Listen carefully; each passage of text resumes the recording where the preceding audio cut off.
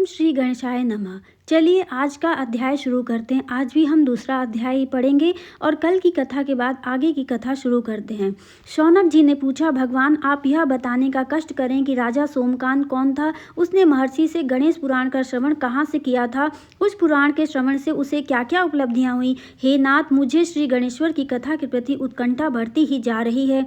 सूत जी बोले, हे शौनक, सौराष्ट्र के देवनगर नाम की एक प्रसिद्ध राजधानी थी। वहाँ का राजा सोमकांत था। वह अपनी प्रजा का पालन पुत्र के समान करता था।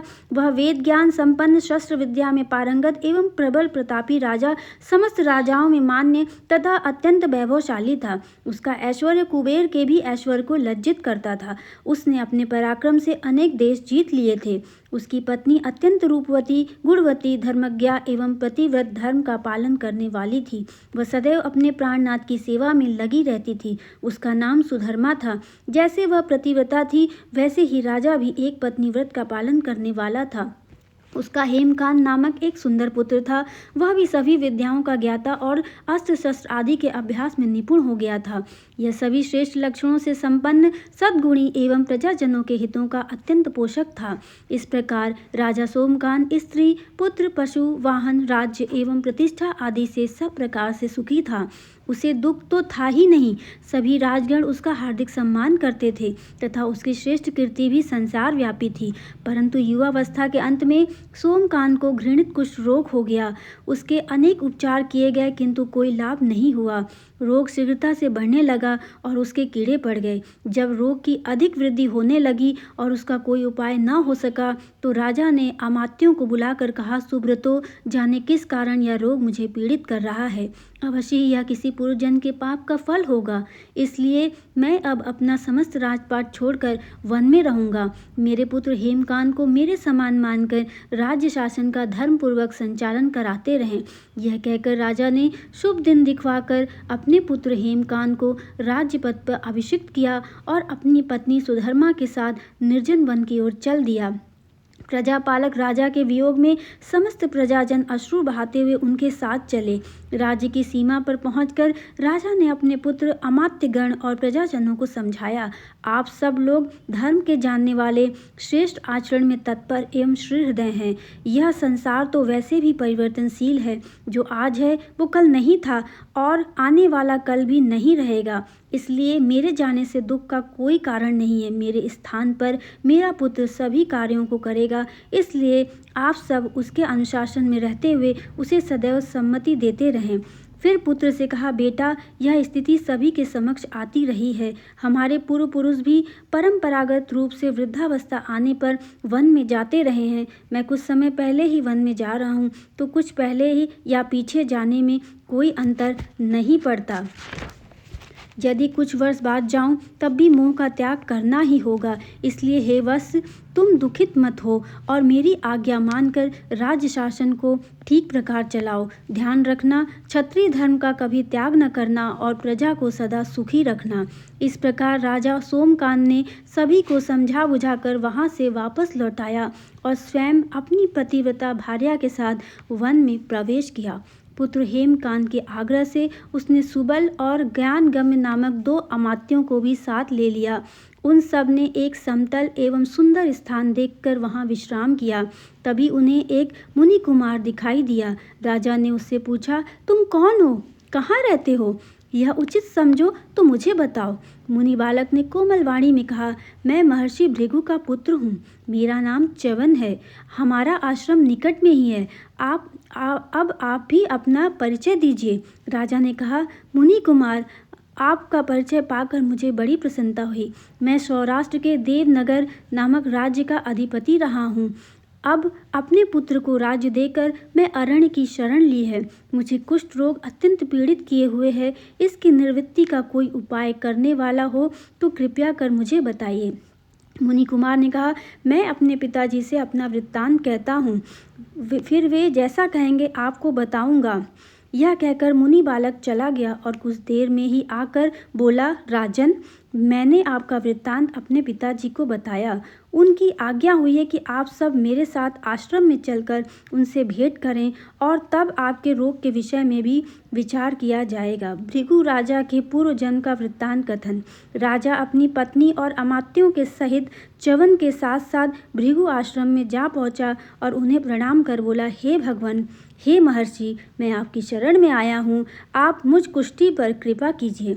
महर्षि बोले, राजन, यह तुम्हारे किसी पूर्व जन्मकृत पाप का ही उदय हो गया है। इसका उपाय मैं विचार करके बताऊंगा। आज तो तुम सब स्नान आदि से निवृत्त होकर रात्रि विश्राम करो। महर्षि की आज्ञा अनुसार सबने स्नान, भोजन आदि उपरांत रात्रि व्यतीत की और प्रातः स्नान आदि नित्य कर्मों से निवृत्त होकर महर्षि की सेवा में उपस्थित हुए।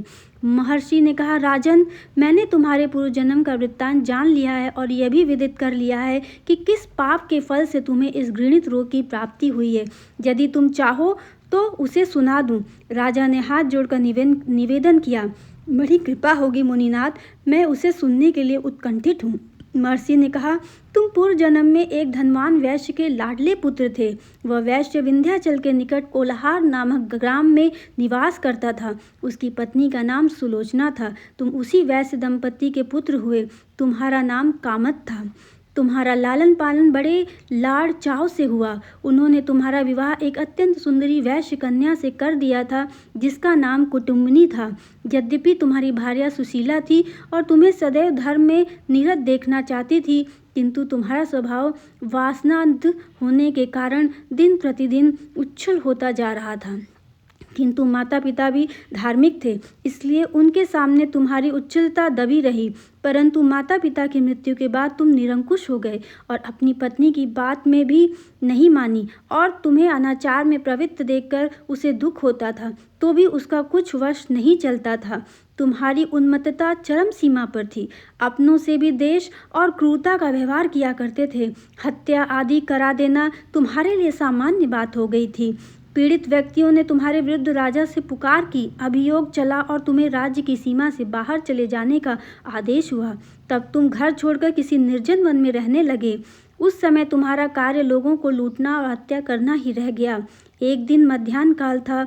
गुणवर्धक नामक एक विद्वान ब्राह्मण उधर से निकला।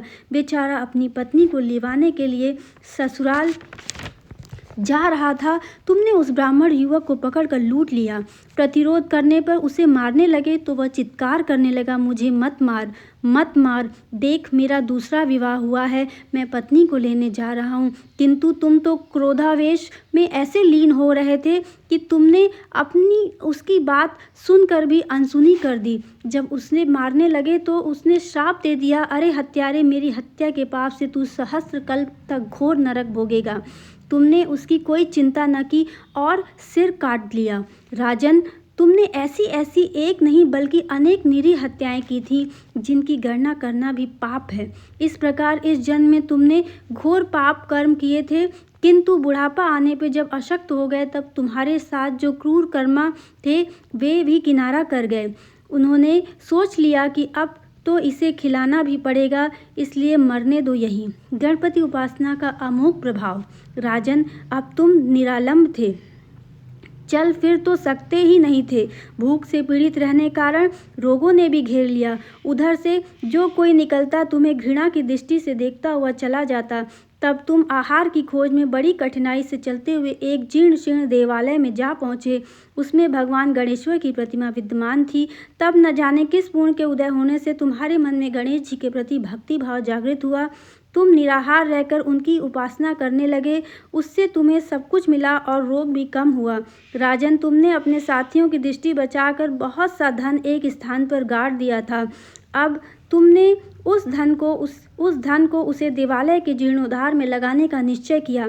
शिल्पी बुलाकर उस मंदिर को सुंदर और भव्य बनवा दिया। इस कारण कुख्याति सुख्याति में बदलने लगी।